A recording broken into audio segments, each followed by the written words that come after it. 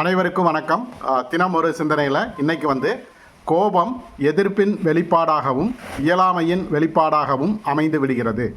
நம்ம வாழ்க்கையில் கோபம் அப்படிங்கிறது தவிர்க்க முடியாத ஒன்று. அது எப்போ வேணாலும் வரலாம், யாருக்கு வேணாலும் வரலாம், யார்கிட்ட வேணாலும் வரலாம்.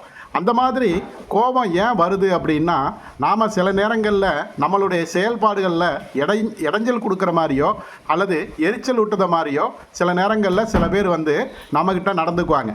அந்த மாதிரி நேரத்தில் நமக்கு இயற்கையிலே என்ன வரும் அப்படின்னா கோபம் வரும். அது எதிர்ப்பின் காரணமாக அந்த கோபம் நமக்கு வருது. அதே நேரத்தில் சில நேரங்களில் நம்மளை யாராவது அவமானப்படுத்திட்டாங்க அல்லது நம்மளை யாராவது தோற்கடிச்சிட்டாங்க அப்படின்னா கூட அந்த இயலாமையில் கூட நமக்கு கோபம் வரும். அதனால் கோபம் எதுக்கு வருது அப்படின்னு தெரிஞ்சுக்கிட்டு அதுக்கு தகுந்த மாதிரி நம்ம வாழ்க்கை முறையை அமைச்சிக்கிட்டோம் அப்படின்னா நிச்சயமாக சந்தோஷமாக இருப்போம். நன்றி.